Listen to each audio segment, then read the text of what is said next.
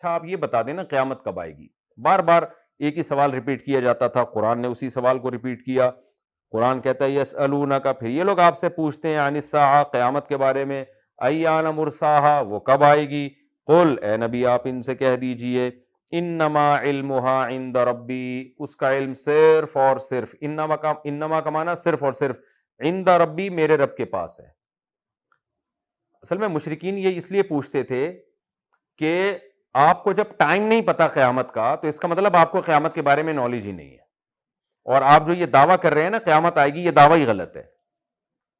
جیسے جج جو ہے نا وہ مدعی سے یا گواہوں سے ڈیٹیل پوچھتا ہے, اگر وہ ڈیٹیل بتانے سے عاجز آ جائیں تو جج ان کی گواہی کو رد کر دیتا ہے. تو یہی انداز مشرکین نے اختیار کیا کہ بھئی اگر آپ کو پتہ ہے کہ قیامت آئے گی تو آپ بتا دیں نا کہ ٹائم کیا ہے اس کا. لیکن نبی صلی اللہ علیہ وسلم اور تمام پیغمبر, قرآن کہتے ہیں ہر پیغمبر سے یہ سوال کیا گیا اور ہر پیغمبر نے یہ جواب دیا گیا, ہمیں یہ تو پتا ہے کہ قیامت آئے گی, یہ نہیں پتا ہے کہ کب آئے گی. تو اس کو عام گواہوں پہ قیاس نہیں کر سکتے, اس لیے کہ جب ایک عام گواہ کہتا ہے فلاں نے چوری کی اور وہ چوری کا ٹائم نہیں بتاتا یا چوری کا کیا دن نہیں بتاتا, تو یہ اس کی واضح علامت ہے کہ یہ جھوٹ بول رہا ہے. لیکن قیامت کے بارے میں اگر پیغمبر ٹائم نہ بتا سکے تو یہ اس کی علامت نہیں ہے کہ معاذ اللہ پیغمبر صلی اللہ علیہ وسلم غلط بیانی سے معاذ اللہ کام لے رہے ہیں, یہ اس کی علامت نہیں. اس لیے کہ پیغمبر وہ کچھ بتا رہے ہیں جو اللہ نے بتایا, تو جتنا اللہ نے بتایا اتنا تو بتائیں گے, جو نہیں بتایا وہ کیسے بتائیں گے. تو اس لیے اللہ نے کہہ دیا نبی سے آپ کہہ دیں کہ علمھا عند ربی, کب آئے گی یہ مجھے نہیں پتا ہے. اور دیکھیں یہ بھی نبی صلی اللہ علیہ وسلم کے سچے ہونے کی بہت مضبوط دلیل ہے. معاذ اللہ کوئی جھوٹا نبی ہو تو کتنے آرام سے کہہ سکتا ہے کہ وہ 500 سال کے بعد آئے گی. بھائی جب اگر کسی کا مقصد حکومت ہو, ریاست ہو, دولت ہو, تو وہ کہہ سکتا ہے کہ 100 سال کے بعد آئے گی. ان کو پتا ہے کہ بھئی یہ لوگ تو سارے مر چکے ہوں گے اور ہم بھی دنیا سے جا چکے ہوں گے, تو میں کہہ دیتا ہوں کہ جی 100 سال کے بعد آئے گی, یہ لوگ میری بات پر ایمان لے آئیں گے. اچھا جی ان کو تو ڈیٹ کا پتا ہے, اب ہم ایمان لے آتے ہیں آپ کی بات پر, کیونکہ بار بار وہ کہتے تھے آپ ڈیٹ بتائیں, نبی تاریخ نہیں بتاتے تھے. تو کہتے اس کا مطلب آپ کو نالج ہی نہیں ہے قیامت کے بارے میں, تو آپ کا دعویٰ ہی غلط ہے. تو کہہ دیتے آپ صلی اللہ علیہ وسلم 100 سال کے بعد آئے گی. 100 سال کے بعد کس نے زندہ رہنا تھا؟ تو آپ کو جو مالی مفاد اور جو کچھ بھی ریاست اور عہدہ چاہیے ہوتا وہ تو مل جاتا نا, سارے لوگ ایمان لے آتے. لیکن نہ نہ نہ نہ, پیغمبر کبھی بھی, جو سچا پیغمبر ہوگا وہ غلط بیانی سے کام نہیں لے گا. اس لیے نبی نے بتا دیا کہ نہیں ہے, مجھے نہیں پتا کب آئے گی قیامت. بار بار جب بھی یہ سوال پوچھا گیا آپ نے فرمایا یہ علم میرے پاس نہیں ہے. تو بہت کلیئر دعویٰ ہے پیغمبر صلی اللہ علیہ وسلم کا. تو آپ نے فرمایا کہ قل انما علمھا عند ربی, کہہ دیجئے اس کا علم صرف میرے رب کے پاس ہے. لا یجلیھا لوقتھا الا ھو, نہیں ظاہر کرے گا اس قیامت کو اس کے وقت کے لیے مگر وہ اللہ. اس اللہ کے سوا کوئی بھی اس کو ظاہر نہیں کر سکتا, لائے گا بھی وہی اور اپنے ٹائم پہ لے کر آئے گا.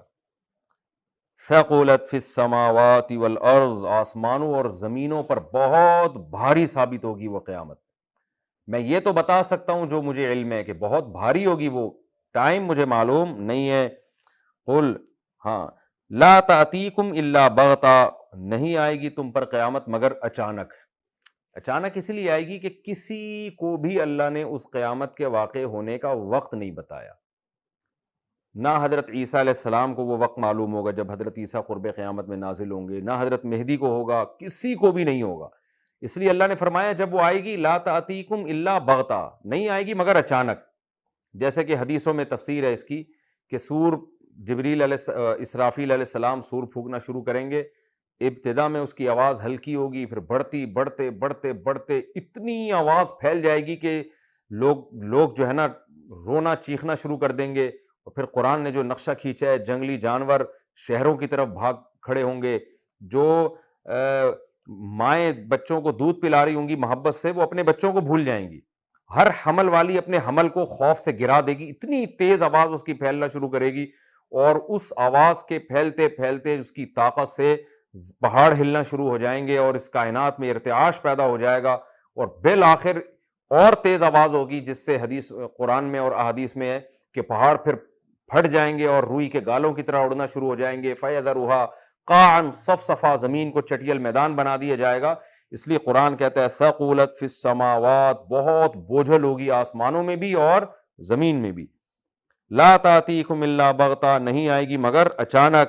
یسألونک کأنک حفی عنہا، اے نبی آپ سے قیامت کے بارے میں ایسے پوچھتے ہیں کأنک حفی عنہا، گویا کہ آپ کو اس کی پوری تحقیق ہے، ایک ایک سیکنڈ کا پتہ ہے کہ کس ٹائم پہ آئے گی. اصل میں تو مشرکین نہیں کہتے تھے کہ آپ کو پتہ ہے ٹائم کا، لیکن ان کے سوال کے انداز نا بار بار ایک ہی سوال کو ریپیٹ کرتے تھے جاہلوں کی طرح. جیسے آپ نے دیکھا ہوگا جو معترض ہوتے ہیں، جو نہیں ماننا چاہتے، وہ ایک ہی بات کو گھماتے رہتے ہیں. تو اللہ بتا رہا ہے کہ یہ ایسے گھما رہے ہیں جیسے ان کو یقین ہو گیا ہے کہ پیغمبر صلی اللہ علیہ وسلم کو 100% پتہ ہے ایک ایک چیز کا، اور آپ چھپا رہے ہیں. ان کے انداز سے ایسا لگتا ہے. تو یہ اصل میں مشرکین کو تنبیہ ہے کہ جب محمد صلی اللہ علیہ وسلم نے کہہ دیا کہ مجھے قیامت کا ٹائم معلوم نہیں ہے، تو پھر کیوں ایک ہی سوال کے در پہ ہو، بار بار اسی سوال کے پیچھے کیوں پڑے ہوئے ہو.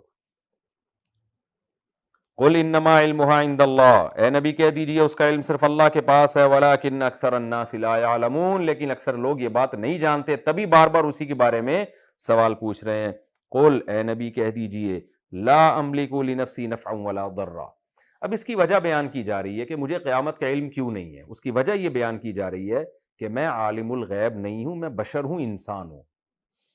میں نے اگر یہ دعویٰ کیا ہوتا نا کہ میرے پاس دنیا کا ہر چیز کا علم ہے اور میں گویا خدا ہوں معاذ اللہ، یہ دعوے میں نے کیے ہوتے تو مجھ سے اس قسم کے سوالات پوچھتے. میں نے تو دعویٰ کیا اس کائنات کو خدا نے بنایا، اس کی دلیل کیا یہ کائنات ہے. میں نے دعویٰ کیا بنانے والا ایک ہے، اس کی دلیل کیا یہ کائنات ہے. میں نے دعویٰ کیا مجھ پر وحی آتی ہے، اس کی دلیل کیا ہے. 40 سال میں نے کبھی جھوٹ نہیں بولا تمہارے سامنے، تو اچانک اتنا بڑا جھوٹ کیسے بول سکتا ہوں. میری سیرت تمہارے سامنے ہے، میں امانت میں خیانت نہیں کرتا، میں صادق ہوں، اور پچھلی کتابوں میں میرا تذکرہ ملتا ہے. تو ہر چیز کی جو میں دعوے کر رہا ہوں ان کی دلیل دے رہا ہوں. میں نے یہ دعویٰ ہی نہیں کیا کہ میرے پاس ہر چیز کا علم ہے، میں عالم الغیب ہوں، میں مختار کل ہوں، میں مشکل کشا ہوں. یہ میں نے دعوے ہی نہیں کیے. تو میں تو عام انسانوں کی طرح ایک بشر ہوں، انسان ہوں. تو اسی دعوے کو اور زیادہ تاکید کے ساتھ آگے بیان کیا جا رہا ہے.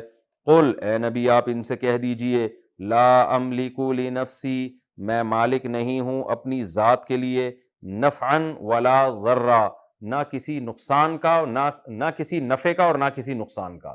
تو جب اپنے نفع اور نقصان کا مالک نہیں ہوں تو تمہارا نفع اور نقصان کا مالک کہاں سے آ گیا؟ الا ما شاء اللہ، مگر وہ جو اللہ چاہے، جتنا اللہ چاہے.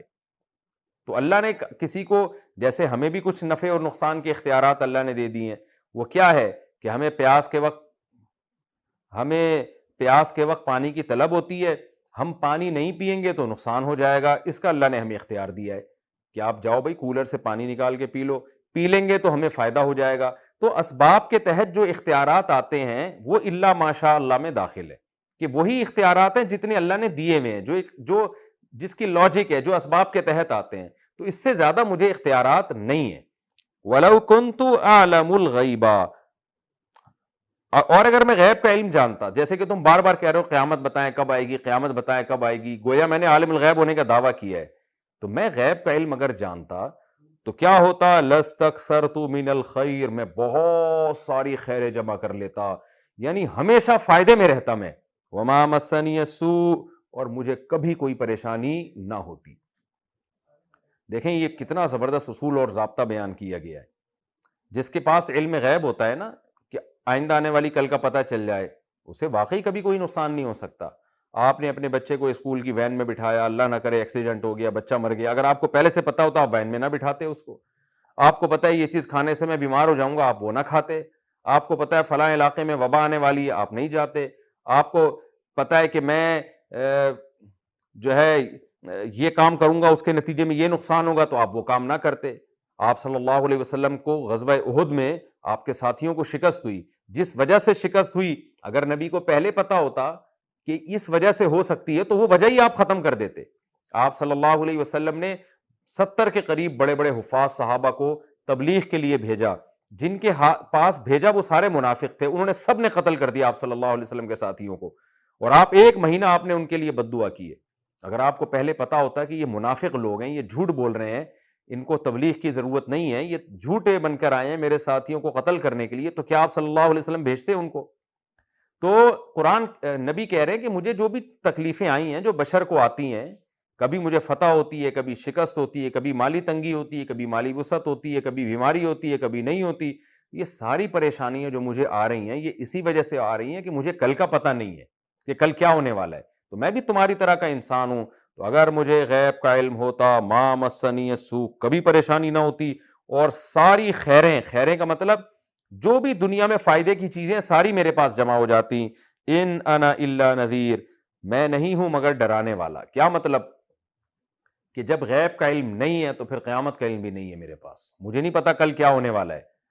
تو اس لیے میری حیثیت جو ہے وہ میں بار بار بیان کرتا ہوں، اسی حیثیت کو فوکس کرو، دائیں بائیں جانے کی کوشش نہ کرو۔ وہ حیثیت کیا ہے؟ ان انا الا نذیر، نہیں ہوں میں مگر ڈرانے والا۔ میں تمہیں ڈرا رہا ہوں کہ بدعمالیاں چھوڑ دو ورنہ آخرت میں بہت بڑا عذاب ہوگا۔ وبشیر، اور خوشخبریاں دینے والا ہوں کہ توحید پر آؤ، نیک اعمال پہ آؤ تو اللہ اس کے بدلے میں تمہیں جنت دے گا۔ تو میں صرف ڈرانے والا اور خوشخبری دینے والا ہوں، لقوم، ان لوگوں کو، یؤمنون، جو میری باتوں پر یقین کر لے۔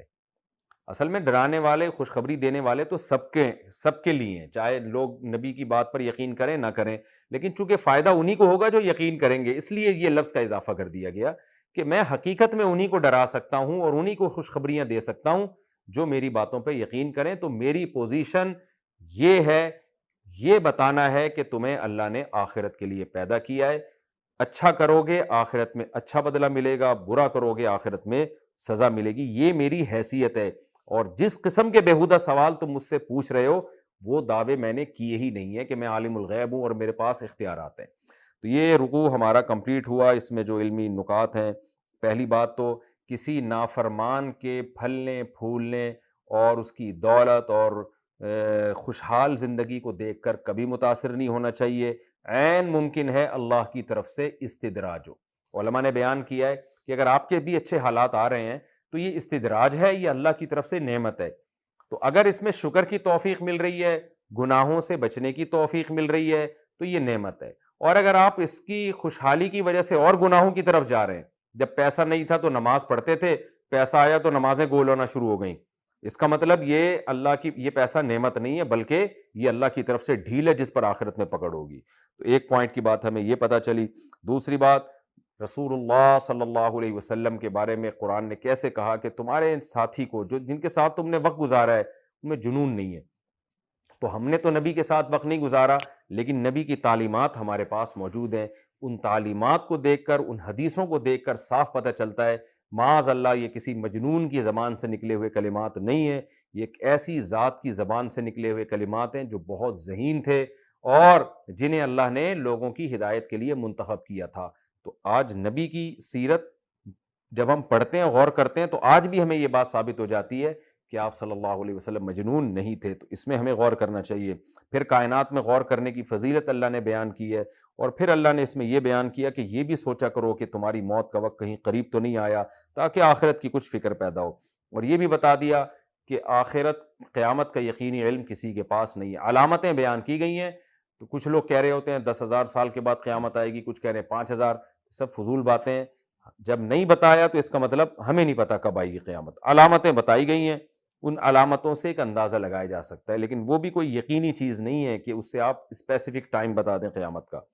اور یہ بھی یاد رکھیں تمام چیزوں کے بارے میں، حضرت عیسیٰ بھی نازل ہوں گے، حضرت مہدی بھی، یاجوج ماجوج بھی، ان چیزوں میں سے کسی چیز کا ٹائم نہیں بتایا گیا۔ تو جب مبہم رکھا گیا تو مبہم ہی رہنے دیں اس کو۔ لوگ پیش گوئیاں کر رہے ہوتے ہیں 2000 فلاں میں آ جائیں گے امام مہدی، 2000، یہ سب غلط باتیں ہیں۔ نبی صلی اللہ علیہ وسلم نے جس چیز کو اجمالی طور پر بیان کیا، آپ اس کو اجمالی طور پر ہی رکھیں۔ اور یہ بھی پتہ چلتا ہے کہ ہمارے نبی صلی اللہ علیہ وسلم بشر تھے، انسان تھے، نہ غیب کا علم رکھتے تھے اور نہ مختار کل اور مشکل کشا تھے۔ آپ تمام انسانوں میں سب سے افضل انسان اور اللہ کے پیغمبر، لیکن تھے بہرحال انسان۔ اور تمام بشری لوازمات جو ایک عام انسانوں کے ساتھ ہوتے ہیں، بیمار ہونا اور پریشانیوں میں مبتلا ہونا، کبھی خیر آنا کبھی شر آنا، یہ تمام چیزیں